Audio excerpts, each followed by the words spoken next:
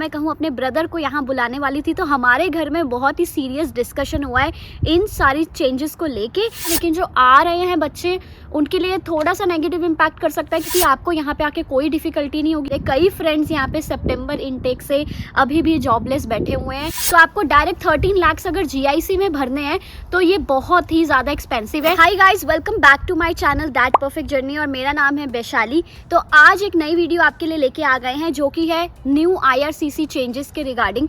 आपने बहुत सारे अभी न्यूज़ चैनल्स पे सुना है, यूट्यूब वीडियोस पे देखा ही है कि IRCC ने बहुत सारे रूल्स जो हैं कनाडा के रिगार्डिंग, इंटरनेशनल स्टूडेंट्स के रिगार्डिंग, स्टडी वीज़ा के लिए रूल्स चेंज हो गए हैं। तो उन सब रूल्स के बारे में हम डिस्कस करेंगे और कैसे वो इम्पैक्ट कर रहे हैं एक मिडिल क्लास फैमिली को और हम जैसे लोगों को यहाँ पे।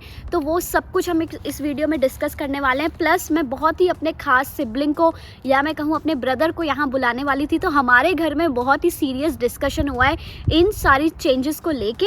तो वो सारी चीज़ें हम इस वीडियो में डिस्कस करने वाले हैं कि एक मिडिल क्लास फैमिली को इन चेंजेस ने कैसे इम्पैक्ट किया है। और अगर आप भी इस वीडियो से रिलेट कर पाते हो जो भी मैं इस वीडियो में डिस्कस करने वाली हूँ, तो डू कमेंट डाउन बिलो, ताकि हमें एक दूसरे को पता चले कि आपके घर पे क्या सीन है या आपको इस चीज़ों से कैसे इम्पैक्ट कर रहा है।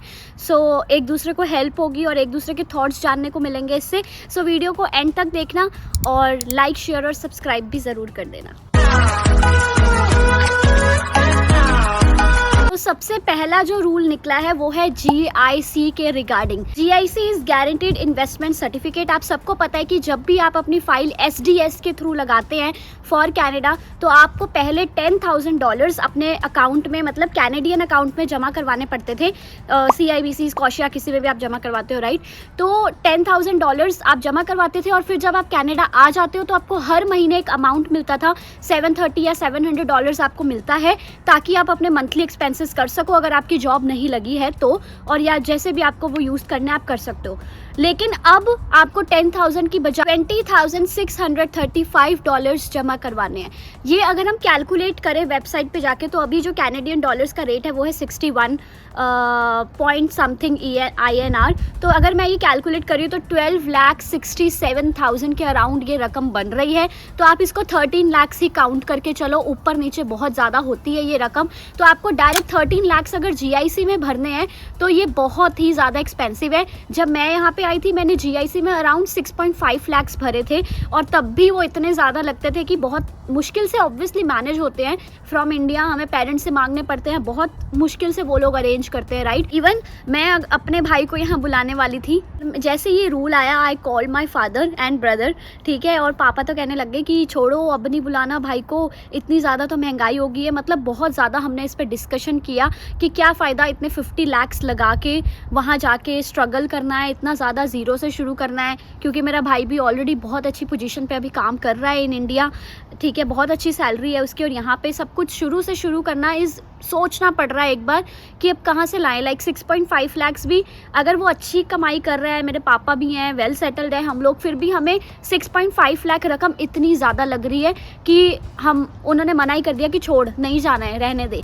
बट एनी हाउ, आने वालों ने तो आना ही है, राइट। अब सोच लो कि कनाडा गवर्नमेंट ने बोला है कि आपको 20,000 अराउंड डॉलर्स जो हैं आपको पहले से ही GIC में जमा करवाने हैं। तो ये कंट्री की सिचुएशन के बारे में आपको ऑलरेडी बता रहा है कि स्टूडेंट्स इतने पैसे ऑलरेडी लेके आए अपने घर से, ताकि उनको यहाँ पे आके अगर जॉब्स नहीं मिल रही हैं फॉर लॉन्ग टाइम तो उनको कोई भी प्रॉब्लम ना आए, अपनी GIC के थ्रू वो आराम से खर्चा कर सकें। क्योंकि पहले भी ये बहुत बातें हो चुकी है कि जो हमें $700 पर मंथ मिलता है उससे हमारे खर्चे नहीं निकलते हैं। क्योंकि अप्रॉक्सीमेट आप मिनिमम से मिनिमम भी यहाँ पे करके चलो तो $800 से $1,000 पर बच्चे का यहाँ पे खर्चा है, क्योंकि हाउसिंग प्राइसेस बढ़ चुका है, ग्रॉसरी बढ़ चुकी है। बट जो GIC का अमाउंट था वो 2,000 सन से नहीं बढ़ा था, तो अभी इन्होंने एकदम बढ़ा के डबल कर दिया है। अगर बच्चे को $20,000 अपने इंडिया से ही लेके आने हैं, अपने घर से लेके आने हैं, तो वो आई क्यों रहा है यहाँ पे। मतलब यहाँ पे वो ऑलरेडी बता रहे हैं कि there are no jobs, they have to be well prepared for the life hair,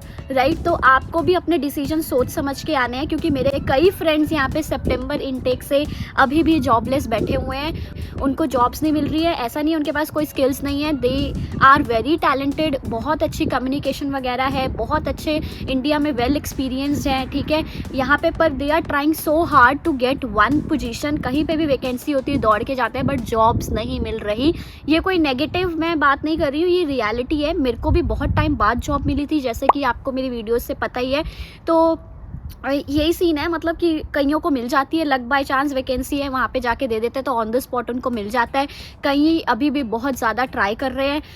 तो ठीक है, आप जीआईसी लेके आओगे तो आप एटलीस्ट, आपके लिए तो अच्छा है कि आपको यहाँ पे आके कोई डिफ़िकल्टी नहीं होगी, आप आराम से अपने खर्चे निकाल सकते हो और जितना बचेगा वो अपनी फ़ीस के लिए भी आप सेव कर सकते हो। क्योंकि पहले तो अब बच्चों के खर्चे निकलते थे, फ़ीस के लिए कुछ भी जमा नहीं होता था उस जीआईसी से, तो अब आप वो कर सकते हो। और जिसने उड़ाना है वो तो पूरे पैसे भी उड़ा सकता है, राइट। और बचाने वाले बचा लेते हैं। बच्चों के लिए बहुत अच्छी है, जो यहाँ आने वाले हैं उनको तो बढ़िया मिल जाएगा कि ठीक है जॉब नहीं मिल रही तो they are well prepared. But India से इकट्ठे करना, पेरेंट्स के ऊपर बहुत ज़्यादा प्रेशर है ये अमाउंट इकट्ठा करना। अगर आप अपने पेरेंट्स से ले रहे हो या इंडिविजुअल भी कोई इकट्ठा कर रहा है तो उसके लिए ये बहुत ज़्यादा टफ हो गया है। तो थोड़ा सा ये एक्सपेंसिव हो गया, तो बच्चे अब सोच रहे हैं यहाँ आने के लिए। आई नो यहाँ पे अब क्राउड कम हो जाएगा। और जो दूसरा बहुत बड़ा रूल आया है वो है, जो हम पहले 20 आवर्स काम कर सकते थे अब वो फिर से एक्सटेंड हो गया है। हर बच्चा जिसने भी दिसंबर 7, 2023 से पहले फाइल लगाई है, मीन्स मोस्टली ये जनवरी इनटेक वाले जो भी बच्चे आने वाले हैं, they can work full time till April 30, 2024।